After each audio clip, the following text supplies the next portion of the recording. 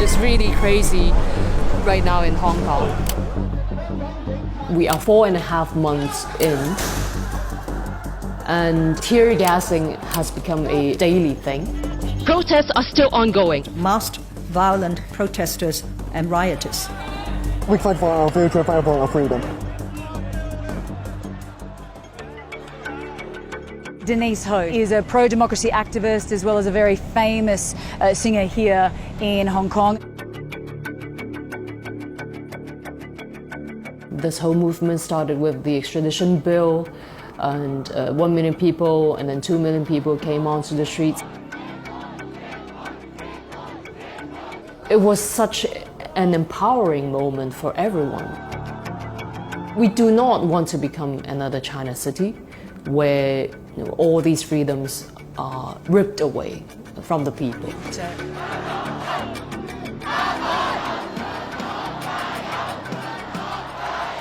The bill is dead.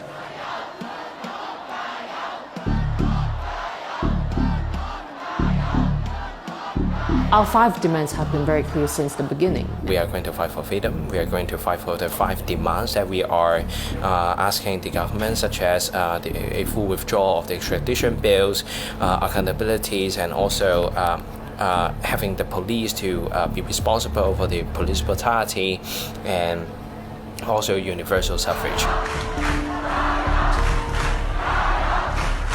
This is July 1st, and we had a crazy day today. There were a lot of protests on the streets. I think I'm Hong Kong, not Chinese. We have to stand against the extradition bill. If you are arrested in China, the conviction rate is very high. Some of the protesters, they occupied the Legislative Council, and they made a statement inside. Release the righteous, hold police responsible, take back universal suffrage. We wish the chief executive and anybody in the government would be able to listen to us and take action immediately.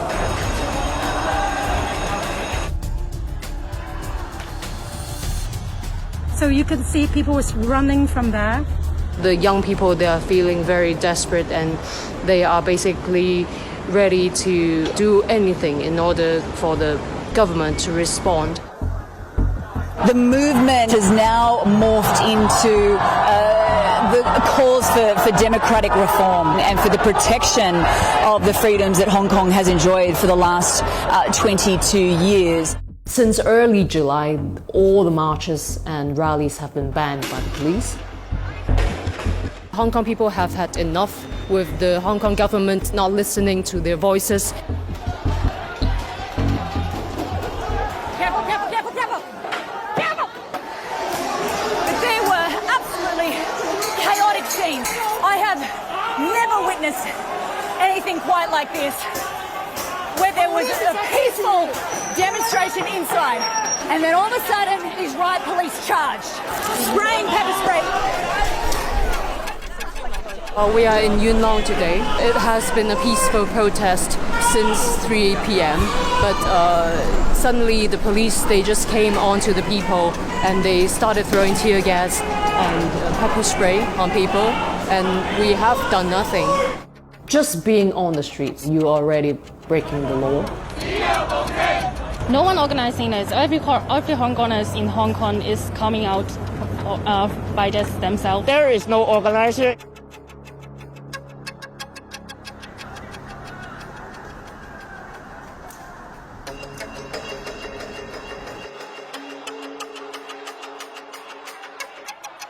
We are 4.5 months in, and tear gassing has become a daily thing.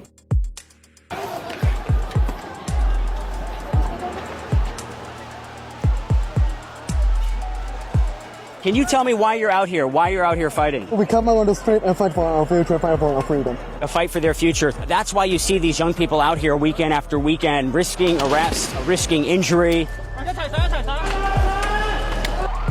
This is a cycle of confrontation that's been going on for nearly 4 months.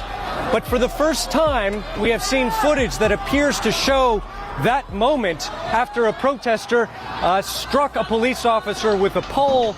Then the police officer seemed to pull out his sidearm and open fire. Since early October, the anti-mask law has been implemented.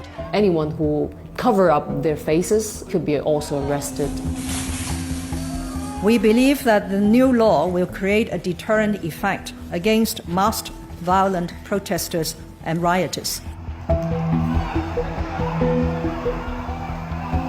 So why have we, in the course of 4 months, come to this situation where the people resort to more aggressive means to protect themselves? We have to take into account this imbalance between the powers of the government and the police.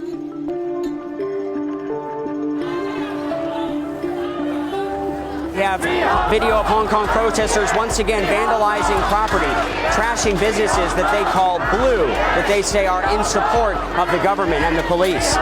I don't think the protesters, they're vandalizing or utilizing aggressive means just for the fun of it. You know, it's a very clear message to the government. Say the vandalism in the subways. You have seen the MTR lines closing down stations in very critical moments of protests. And so people are very, very angry. I am here to advocate everyone to support the government, to suppress violence according to the law. We can no longer tolerate rioters destroying the Hong Kong we cherished. It's not, as Carrie Lam says, you know, just stop and then we would talk. At the end of the day, we do want a political reform. It's very exhausting, it's very heartwarming when you see this whole community coming together.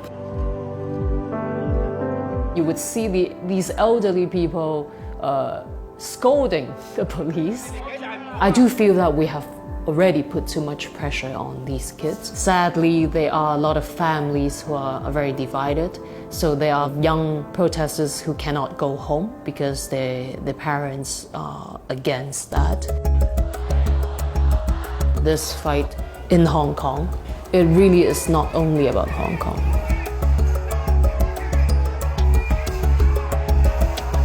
There are 1,300 global corporations who have their regional headquarters here in Hong Kong. There's a great deal at stake.